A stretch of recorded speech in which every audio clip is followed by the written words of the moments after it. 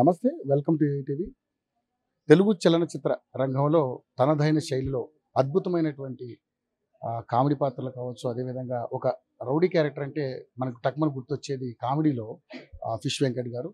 ఈరోజు ఆయన కిడ్నీ వ్యాధికి సంబంధించినటువంటి వ్యాధితో బాధపడుతూ చాలా రోజులుగా హాస్పిటల్లో ఉంటూ ఈరోజు అదే రాత్రి తన తుదిశ్వాస విడిచినటువంటి పరిస్థితి మనం చూస్తున్నాం. ఇప్పుడు మన ఫిష్ వెంకట్ గారు ఇంటి దగ్గరే ఉన్నాం. మా బాడీ కూడా రాత్రే వచ్చింది. సో చాలామంది ఆయన అభిమానులు కావచ్చు, అలాగే సినిమా రంగానికి సంబంధించినటువంటి పెద్దలు కావచ్చు, మృతి పట్ల దిగ్భ్రాంతి వ్యక్తం చేస్తున్నటువంటి పరిస్థితి మనం చూస్తూ ఉన్నాం. వాళ్ళ బంధువులు చాలామంది ఉన్నారు. ఎందుకంటే ఆయన దాదాపుగా గబ్బర్ సింగ్ సినిమాతోటి ఏదైతే ఆ పోలీస్ స్టేషన్ సీన్లో పవన్ కళ్యాణ్ గారికి వాళ్ళకి మధ్య జరిగినటువంటి సీన్లో చాలా అద్భుతమైనటువంటి నటన కనబరిచినటువంటి విధానం మనం చూసాం. దాంతో ఫిష్ వెంకట్ అంటే యావత్ ప్రపంచానికి బాగా తెలిసినటువంటి పరిస్థితి మనం చూసాం.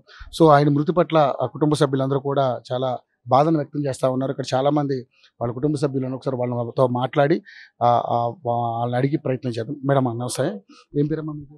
విజయలక్ష్మి. ఏమవుతారమ్మా ఫిష్ వెంకట్? చెల్లెలు. అన్నయ్య. ఓకే. అమ్మా ఈరోజు మంచి నటుడు, అంటే దాదాపు ఆది సినిమాతోటి ఆయన తెరంగేట్రం జరిగింది.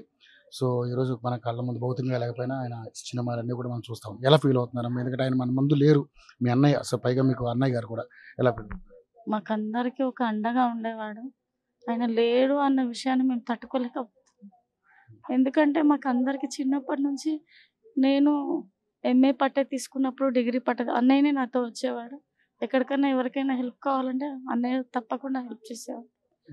ఇప్పుడు లేరు అన్న విషయాన్ని మేము తట్టుకోలేకపోతున్నాం. అన్నయ్య అసలు మాకు ఎంత అండగా అంటే మమ్మల్నే కాదు, ఎక్కడికి వెళ్ళినా నాకు ఆత్మీయులు చాలామంది, ఎక్కడికి వెళ్ళినా ఆత్మీయత అనేది సంపాదించుకున్నారు. కానీ అన్నయ్యకి ఇలా ఆరోగ్యం పాడయి ఇలా అవ్వడం చాలా బాధాకరంగా ఉంది. ఇలా అవుతుందని కూడా మేము గ్రహించలేదు అసలు. చాలా రోజులు ట్రీట్మెంట్ తీసుకున్నారు కదమ్మా? అవును, తీసుకున్నారు. మంచిగా అయిపోతారనేసి మొన్న ఒక 1 వీక్ క్రితం బాగానే మాట్లాడాడు. అందరం మంచిగా అయిపోతాడనే అనుకున్నాము. కానీ ఇంతలో మళ్ళీ 1 వీక్ నుంచి అస్సలు బాగాలేదు, కోమాలోకి వెళ్ళడం జరిగింది. లాస్ట్ మాటలో ఏం తింటావన్నా అంటే ఉప్మా కావాలి అని అడిగాడు. కానీ ఆయనకు పెట్టలేని పరిస్థితి, ముక్కులో నుంచి పైపేసి జ్యూస్లే ఇస్తున్నాము. ఇంకా అప్పుడు మేము ఇయ్యలేని పరిస్థితి, మేము ఇయ్యలేకపోయినాం అన్నయ్యకి. ఆయన అడిగినది కూడా మేము చేయలేకపోయినాం ఆ రోజు. ఎందుకంటే పైపు ద్వారానే జ్యూసెస్ మాత్రమే ఇవ్వడం జరిగింది 1 వీక్ క్రితము. తర్వాత వేరే హాస్పిటల్కి వెళ్ళిన తర్వాత చాలా క్రిటికల్ అయిపోయింది అన్నయ్య. బాడీ మొత్తం పాయిజన్ లాగా జరిగిపోయింది, అయిపోయి లివర్ కూడా పాడైందంట. 2 కిడ్నీలు అంటే ఎవరైనా దాతలు ముందుకు వస్తారు ఇస్తారని చాలా హోప్గా ఉండే మాకు. కానీ చాలా ప్రయత్నాలు చేశారమ్మా, మేము కూడా చూసాము. చాలా ప్రయత్నాలు చేశాము. ఏదో విధంగా మంచిగా అయిపోతాడని అనుకున్నాము. కానీ ఇంతలో పాయిజన్ మొత్తం బాడీ మొత్తం స్ప్రెడ్ అయిందని తెలిసి ఇంకా అసలు 1 వీక్ నుంచి అతను కోమలో మాట లేదు, ఏం లేదు, ఖాళీ చూపు తప్ప. చాలా బాధాకరంగా అనిపించింది 3 డేస్ నుంచి. అయితే మాకు నిద్ర లేవు 3-4 డేస్ నుంచి. డైలీ అన్నయ్య వీడియోస్ అవి ఇవి చూస్తూ ఉన్నాము, వెళ్తూ ఉన్నాము, చూస్తున్నాం. కానీ తట్టుకోలేకపోతున్నాం మేము అన్నయ్యని ఆ స్థితిలో చూడడం మాకు చాలా బాధాకరంగా ఉంది.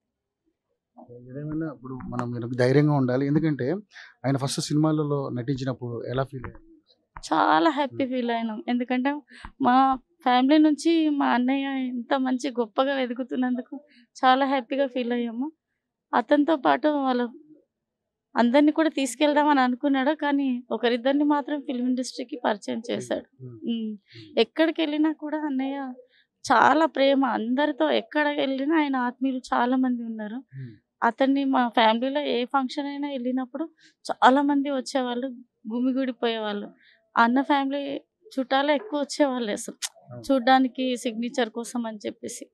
మా ఫ్యామిలీలో ఏ ఫంక్షన్ అయినా కూడా మాకు అండగా జస్ట్ నిలబడ్డా కూడా మాకు ఎంతో ధైర్యంగా ఉండేది.